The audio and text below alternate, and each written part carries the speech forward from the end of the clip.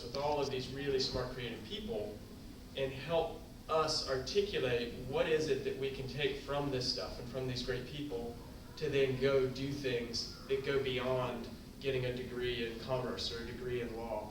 How do we get it back down to some basic skills that help us be stronger and more effective human beings, and also be a bit more aware about those around us and how we can use those skills to help them out? I think for me, getting involved in the Defence Force was because of role models. So there were people that I really looked up to that had a Defence Force background, and I, spoke to them and said, what's your thoughts? Do I fit the picture for that kind of thing? And they strongly suggested that I got involved, and that got me in the door. But once I joined, it opened up a whole new world to me that really was exciting, and got the opportunity to do a whole bunch of things that if I'd sat on the couch in my university days and went down to the rugby club or went to the pub, I would never have got the opportunity to see or do. So I think that's what got me involved in it, and is what has kept me involved. I was a teacher, and I wasn't very old. I might have been about year 9, and I was passionately getting the idea. I like arguing. And she chucked, Miss Wall was her name, she chucked a poem at me, Robert Frost. Some say the world will end in fire, some say in ice. From what I know of desire, I hold with those who favour fire, but if it had to perish twice, I think I know enough of hate to say that for destruction, ice is also great and would suffice. And I loved the poem. And she said to me, if you want to make a difference, become a teacher. And it was about year 9, third form in those days, and the seed grew. Sort of came from there. I guess you've elaborated a little bit already what community involvement or any other definition of the word and leadership might mean for you. If you could elaborate a little bit further, maybe.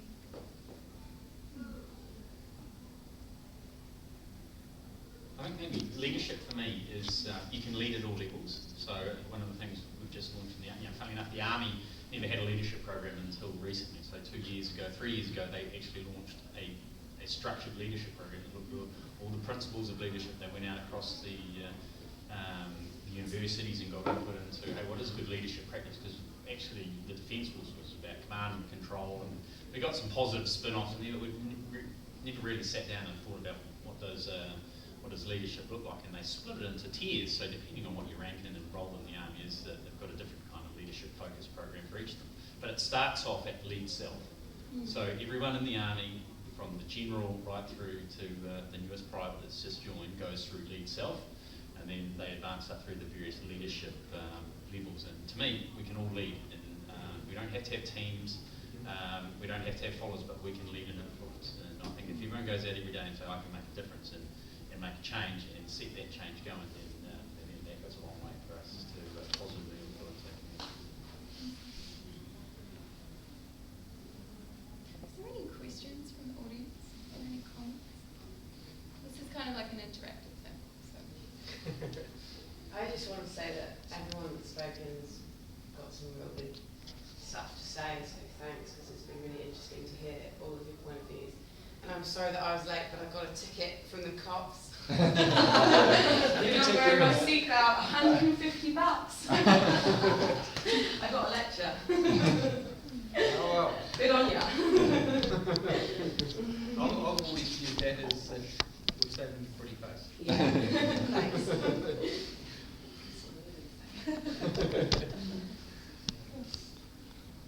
Throw something out there for you. Who knows your neighbours? The ones next door? 2 doors down? 3 doors down? Not in the street, there's only 3 houses left. The reason I throw that out is that in the Riccarton West area we were doing neighbourhood policing team, is that when we turned up there was no neighbourhood support group active. Might have been 1 or 2 that was sort of active but not officially active. They knew a few people and sort of kept in touch, but not fully active. And we went through and did a survey in the community and asked people, hey, what are your problems? What do you think the problems are? We talked to every single house. We talked to people at over 400 of those houses. And we came up with 5 things that, really typified what the problems were in the community, and I had to sit down and write a prevention plan for them. I wrote it through, and I read it, and then I thought, there's something missing. And so I chucked another one in, and I chucked in building communities, because it seemed to me that was the crux behind all these things. That a lot of it is that people just actually knew their neighbours. You don't live in their pockets, you don't have to be best friends, but actually just know who they are would solve a lot of these things. And the latest theory I've come up with is there's one word that is going to solve the problems in our community. It's going to solve our crime, it's going to solve our problems. It's really simple, it's hello. Hello, you need to know your neighbours. Say hello to them when you go past them in the morning, that sort of stuff. Burglary, really simple one to solve with hello. You see somebody walking down the street that you've never seen in the area before, you think, they don't look like they really fit this area. They're going up that driveway. I don't think they belong there. They've never seen them before, they don't know these people. You go out, you step up and you go, hello. Right. You don't have to confront them, you just say hello. That person then, if he's a burglar, is going to go, oh, someone see me, they're 3 feet away from me, they know what I look like. I'm not going to burgle this house now. And also, I'm not going to burgle the one 3, 4, 5 streets away, because this person might say to the police, oh, I saw this suspicious person around. And so it can be as simple as that, just talking to people, knowing people. And I see that as a big one in the area. For one of the big problems we've got is, if you like, conflict or lack of understanding between your long-term residents who've been there 30, 40 years and seen major changes in the community over that time, and then your younger folks, students, if you want to lump them into a category, who are coming in and they're there for a year and then gone again. And a lot of the things I'm looking at is how do we actually get these people to know who each other are? And you'd be amazed. In New Zealand, they talk us at 2 degrees of separation. You start meeting these people up, and what are you training for at university? I'm going to be a lawyer. Oh, well, I used to be a lawyer, or I come from Gore, or I know people in Gore, and those things just break down the barriers. We used to have, when I grew up in the 80s, the neighbourhood watch was very strong, and obviously we've got community watches and things like that, but neighbourhood watch isn't as strong as it was, and I know it's still sort of floating around, but not there. Is there a way to reinvigorate that, but across all aspects of the community, including education and other areas you're in? We need to, I think, bring hello, the hello campaign, neighbourhood watch, or something in that would work. How do we do that? Well, we're doing it now, our neighbourhoods here. As we come across people, we're dealing with them and that, we're talking to them and say, oh, these things happening in the community. Do you know your neighbours? All right. Talk to them about what a neighbourhood support group is, and we've got 2, possibly 3 there now that I'd say are active as groups, and there's about another 7 or 8 which this week we're just tasking the staff to go out and actually, the people have said they're interested, actually help them build that up into a group of, you only need sort of 10 houses in it, and you've got that group there. You've just got to put the hard yards in. You've got to find someone to do it. That was one of the cool things, I think, as a result of the earthquakes. I'm a kind of a bit of an eternal optimist, but I think there's been a hell of a lot of positives from the earthquakes, actually. And I don't know about everyone else, but I'm kind of a bit sick of living in the woe is us stuff. I'm ready to move on to the let's just get the hell on with making it a lot better. And one of the really cool things that I think we should celebrate is after the earthquakes. I live on a farm, and in farming communities, you do know your neighbours because, frankly, you've got to rely on each other because no one else is going to come and help. But after the earthquakes, we were pretty good in the rural communities. We knew that Lady down the road was just out of hospitals, we'd have to go and see her. You know all that stuff in the farm, it's cool. But in the townships, what we were seeing was people who didn't know their neighbours meeting them.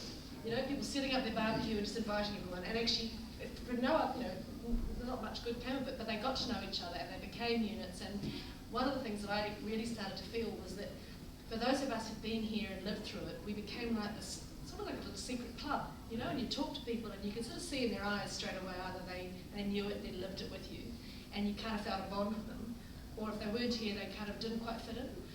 And it gave us this incredible strength and community, even as a district, which I think was something we hadn't had before. And I think one of the really cool things that's come out of the Student Volunteer Army and some of the neighbourhood things that have grown up is a kind of an embodiment and a grabbing onto that and rolling with it. And I think one of the challenges we've got is to make sure we don't lose that, because in the hardest of times you get the best of human strength. And I know it's a cliche, but now that we're kind of getting through the worst of it, I think it would be such a shame if we lost that sense of, we are stronger for this, we're tighter, we're a region, we've got this bond, we've got this incredible opportunity.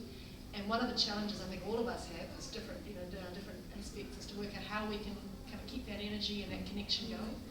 Because I think, it is one of the best things that's come out of this. Sure, we'll have a flash shiny CBD and some cool physical stuff happening, but actually it's that real connection we've made and the strength and the interactions that I think have got this incredible opportunity for us. And particularly Erin talked about the young people.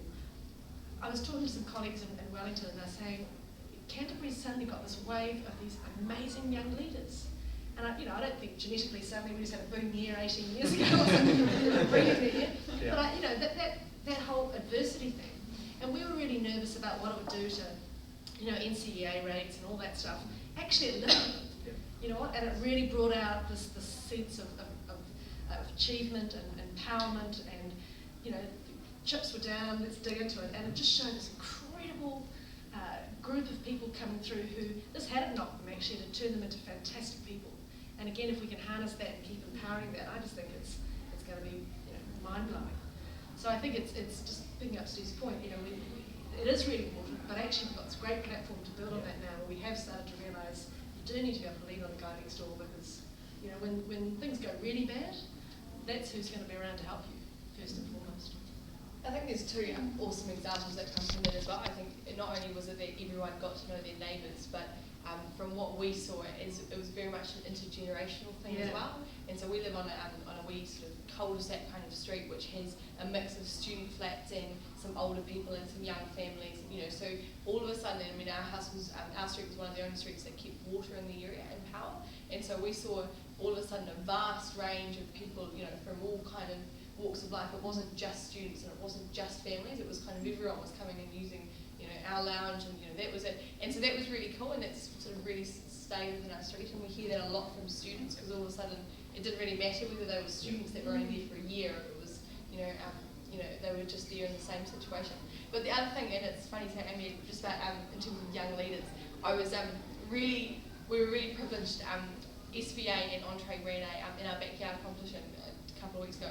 And so they sort of had a competition to activate different sites around Christchurch, so they activated 6 sites. And so I was lucky to be on sort of the judging panel sort of for the finalists, and then we went actually around on build day to see them all building.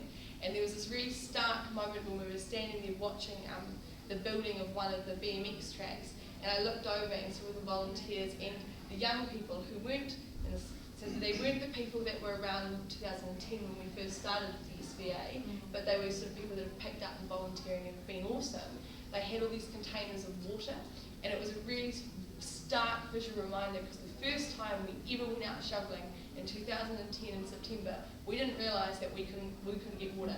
And it was Sam phoning in, Erin, we've got a problem, we don't have any water, and he used a bit more explicit language than that. And so it was just awesome, because what it said to me a couple of weeks ago looking over was, we've actually not only just have a fantastic group of young people who are, as leaders within the community, but we've learned so much as well, just from, when we first went out there with, our space really optimistically, we've actually said, there are some basic things we need to do, and we've got other people that have picked up those skills. I think that's really exciting. An interesting comment came from the leader of the British USAR, that's Urban Search and Rescue. He didn't have to make a comment, he was on the plane, or just about on the plane to fly out. And he made the comment that he's been to disasters all over the world over the last 20 years. And this was the best disaster he's ever been to. What he was saying is that for the organisation, but more particularly the people were resilient, the people were actually helping each other.